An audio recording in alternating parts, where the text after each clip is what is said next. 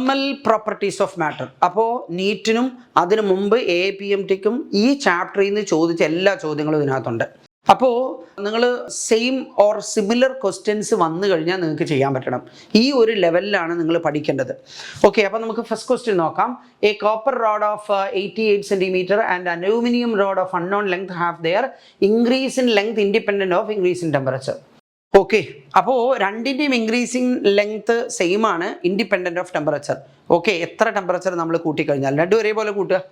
അപ്പോൾ this is the increase in length of the copper road and this is the increase in length of the aluminium road. അപ്പോൾ ഈ aluminium റോഡിൻ്റെ length അറിയില്ല, L2, അതാണ് നമ്മൾ കണ്ടുപിടിക്കേണ്ടത്. അതിൽ L1 original length of the copper rod, പിന്നെ coefficient of linear expansion of copper. Okay, അപ്പോൾ ഇവിടുന്ന് L2 നമുക്ക് എന്താ പറയുക, α1, പിന്നെന്താ α1 L1 ആണ്. ഓക്കെ, α1 L1, പിന്നെന്താ, അപ്പോൾ ഇവിടുന്ന് L2 ഈക്വൽ ടു α1 പറഞ്ഞു കഴിഞ്ഞാൽ that is the linear expansivity of copper 1.7 × 10⁻⁵ ആണ്. അതിൽ α2 പറഞ്ഞു കഴിഞ്ഞാൽ ലീനിയർ എക്സ്പാൻസിവിറ്റി ഓഫ് അലൂമിനിയം ആണ്, അത് 2.2 × 10⁻⁵ വരും.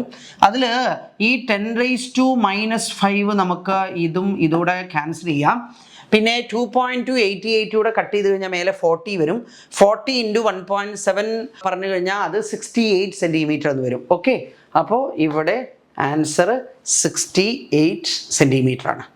The coefficient of linear expansion of brass and steel rods are α1 and α2. Length of brass and steel rods are L1 and L2 respectively. If L2 minus L1 is maintained same at all temperature. അതായത് difference in length എല്ലാ ടെമ്പറേച്ചറിലും സെയിമാ, മാറ്റമില്ല. Okay, അപ്പോൾ condition എന്താണെന്നാണ് ചോദിക്കുന്നത്. അതിൽ ബ്രാസിൻ്റെ original length L1 ആണ്. When it is heated through ΔT length L1 dash equal to L1 × 1 + α1 ΔT. Okay, പിന്നെ അടുത്തത് എന്താണ്, സ്റ്റീൽ റോഡ്, അതിൻ്റെ ഒറിജിനൽ ലെങ്ത് L2 ആണ്. When it is heated through ΔT L2 dash ആണ് length, L2 dash equal to L2 × 1 + α2 ΔT. ഈ brass റോഡും steel റോഡും ചൂടാക്കി. ചൂടാക്കുന്നതിന് മുമ്പുള്ള ഡിഫറൻസ് തന്നെയാണ് ചൂടാക്കിയാലും ഉള്ളത്, അതാണ് ഇപ്പോൾ പറഞ്ഞിരിക്കുന്നത്. ഓക്കെ, അപ്പോൾ L2 dash minus L1 dash final difference equal to L2 minus L1 original difference. അതെപ്പോഴും എല്ലാ ടെമ്പറേച്ചറിലും സെയിം ആണെന്നാ. ഓക്കെ, അപ്പോൾ നമുക്ക് എന്താ പറയാം, ഈ L2 dash minus L1 dash equal to L2 minus, ഇവിടെ എന്താണെന്നറിയോ, L2 dash minus L1 dash ചെയ്ത് കഴിഞ്ഞാൽ ഫസ്റ്റ് ടേം എന്താ വരിക, ഫസ്റ്റ് ടേം നോക്കൂ, L2 × 1 മൈനസ് L1 × 1, അതായത് L2 മൈനസ് L1 വരും. ഓക്കെ, അതായത് L2 മൈനസ് L1 വരും, L2 ഡാഷ്. ഓക്കെ, പിന്നെ ഇതാ ഇങ്ങനെ ഒരു ടേം വരും. ഓക്കെ, പ്ലസ് അടുത്ത ടേം എന്താ വരിക എന്നറിയോ, അടുത്ത ടേം എന്ന് പറഞ്ഞു കഴിഞ്ഞാൽ L1 α1, okay, minus L2 α2, okay, into ΔT. Right, ഇതാണ് L2 dash minus L1 dash വരിക. ഇനി പറഞ്ഞിരിക്കുന്നത് എന്താണെന്നറിയാം, ഈ ഡിഫറൻസ് എല്ലാ ടെമ്പറേച്ചറിലും സെയിം ആണെന്നാ. ഇപ്പോഴുള്ള difference L2 dash minus L1 ഡാഷാ.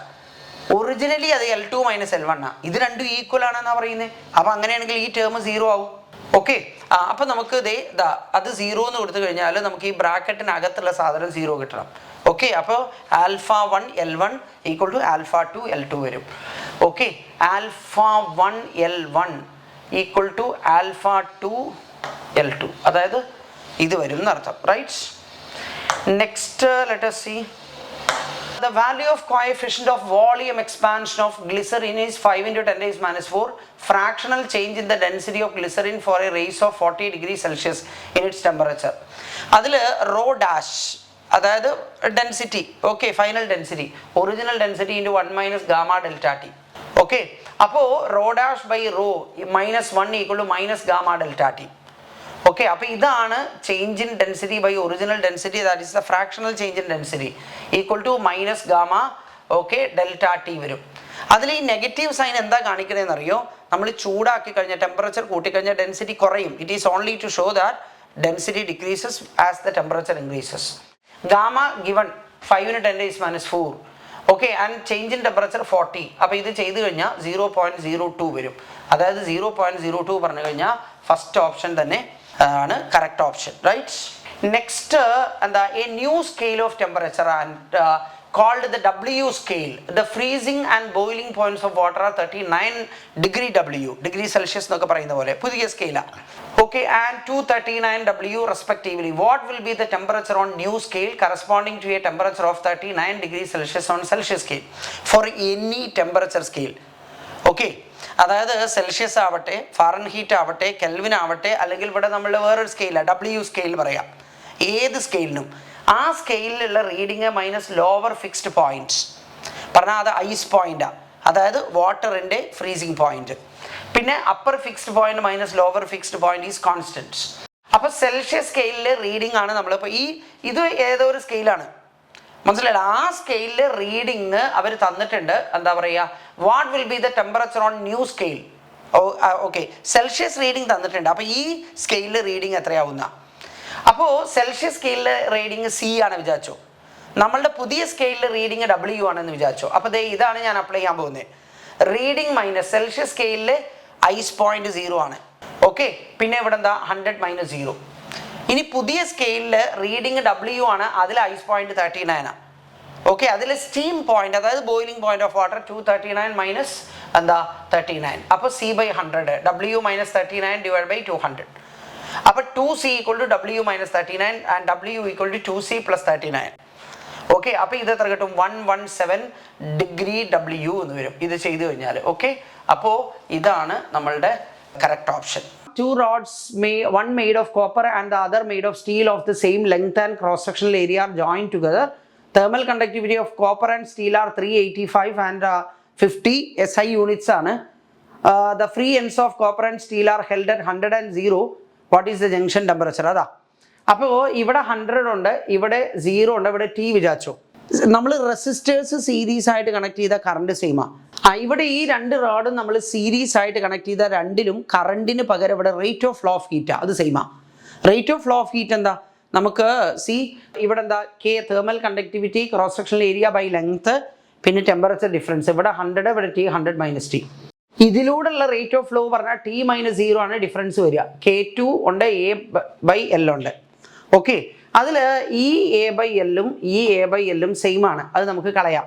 Okay, ഇവിടെ K2 ഉണ്ട്, ആ K1 ഇങ്ങോട്ട് കൊണ്ടുവരുമ്പോൾ K2/K1 ആണ് റൈറ്റ് സൈഡിൽ വരിക. അതിൽ K2 എന്ന് പറഞ്ഞു കഴിഞ്ഞാൽ 50 ആണ്, K1 പറഞ്ഞാൽ 385 ആണ്. അപ്പം നമുക്ക് 50/385 എന്ന് വരും. ഇനി ലെഫ്റ്റ് സൈഡിൽ ഇവിടെ T ഉണ്ട്, അവിടെ 100 മൈനസ് T ആണുള്ളത്. അപ്പോൾ 100 മൈനസ് T/T വരും. അപ്പോൾ 100/T മൈനസ് T/T പറഞ്ഞാൽ 1 ആണ്. ഓക്കെ, അപ്പോൾ ഇവിടുന്ന് ഈ -1 നമ്മൾ ഇങ്ങോട്ട് റൈറ്റ് സൈഡിലേക്ക് കൊണ്ടുവരുമ്പോൾ +1. അപ്പോൾ 385 + 50 പറഞ്ഞാൽ 435/385. അവിടെ നമുക്ക് T എന്താ കിട്ടുക? T പറഞ്ഞു കഴിഞ്ഞാൽ എന്താ 385/435 × 100 എന്നാണ്. ഓക്കെ, ഈ 385 ഡിവൈഡ് ബൈ 435 × 100 പറഞ്ഞു കഴിഞ്ഞാൽ അത് നിങ്ങൾക്ക് 88.5 ഡിഗ്രി സെൽഷ്യസ് വരും. ഓക്കെ, ഇനി അടുത്തത് the power radiated by a black body is P and it radiates maximum energy at wavelength λ0. If the temperature of a black body is now changed so that it radiates maximum energy at wavelength 3/4 λ0. ഇത് ചോദിക്കാൻ വളരെ chance ഉള്ള ഒരു question ആണ്, Wien's displacement law. Okay, അപ്പോൾ ഈ Wien's displacement law നമുക്ക് λ proportional to 1/T, where λ is the wavelength at which maximum power radiation takes place. അപ്പോൾ λT = കോൺസ്റ്റന്റ് വരും. ഓക്കെ, അപ്പോൾ λ1 T1 = λ2 T2 വരും. ആദ്യം വേവ് ലെങ്ത് λ0, ടെമ്പറേച്ചർ T, പിന്നെ വേവ് ലെങ്ത് 3/4 λ0, ടെമ്പറേച്ചർ T' വിചാരിച്ചു. ഓക്കെ, അപ്പോൾ ഇവിടുന്ന് നമുക്ക് എന്താ വരിക? T'/T = 4/3 വരും. ഓക്കെ, ഈ power radiation P proportional to T⁴. അപ്പോൾ P'/P = T'/T (4). ഓക്കെ, T'/T എന്താ? 4/3 (4). 4/4 പറഞ്ഞു കഴിഞ്ഞാൽ 256 ആണ്. 3/4 പറഞ്ഞാൽ 81 ആണ്. അപ്പോൾ 256 / 81 വരും. ഓക്കെ, നെക്സ്റ്റ് നമുക്ക് നോക്കാം. 2 rods A and B of different materials are welded together as shown in figure. രണ്ടും നോക്കൂ പാരലൽ ആയിട്ടാണ് കണക്ട് ചെയ്തിരിക്കുന്നത്, right? Their thermal conductivities are K1 and K2. The thermal conductivity of the composite rod will be. Okay, അതിൽ നമുക്ക് എന്താ parallel ആയിട്ട് connect ചെയ്ത് കഴിഞ്ഞാൽ 1/R = 1/R1 + 1/R2. Electrical resistors പോലെ തന്നെ ഇവിടെ നിങ്ങൾക്ക് അപ്ലൈ ചെയ്യാം 1/R. ഓക്കെ, ഈ 1/r എന്ന് പറഞ്ഞു കഴിഞ്ഞാൽ കെ, ഇത് ഈ കോമ്പോസിറ്റ് റോഡിന്റെ തെർമൽ കണ്ടക്ടിവിറ്റി കെ വിചാരിച്ചു അതാ കണ്ടുപിടിക്കണ്ടേ. കോമ്പോസിറ്റ് റോഡിന്റെ area 2a length L. Okay, that is 1/r. ഇനി 1/r1 അപ്പോൾ K1a/L, 1/r2 പറഞ്ഞാൽ K2a/L. അതിൽ a/L കോമൺ ആണ്, a/L കോമൺ ആണ്, എല്ലാത്തിലും ഉണ്ട്, അത് കളയാം, a/L കളയാം, a/L കളയാം. ഓക്കെ, അപ്പോൾ 2k = K1 + K2 വരും, k = K1 + K2/2 വരും. റൈറ്റ്. നെക്സ്റ്റ് നമുക്ക് നോക്കാം എന്താണ്. A spherical black body with radius of 12 cm, radius 450 watt power at 500 Kelvin. If the radius were halved and the temperature doubled, the power radiated in what would be? ഇതും chance ഉള്ളതാ. Wien's displacement ലോയും അതുപോലെ തന്നെ Stefan's law of റേഡിയേഷനും. Okay, അപ്പോൾ ഇവിടെ നമുക്ക് power, okay, അതായത് energy emitted per unit time, അതിൽ sigma, Stefan's constant, area T⁴. Sphere ആയത് കാരണം ഏരിയ 4πr². അപ്പോൾ നമുക്കെന്ത് പറയാം, ഈ power proportional to r² and T⁴. അപ്പോൾ P'/P = r'/r² ഇൻറ്റു T'/T⁴. അതിൽ r' = r/2 ആ. അപ്പോൾ r'/r എന്ന് പറഞ്ഞു കഴിഞ്ഞാൽ 1/2² റൈറ്റ്.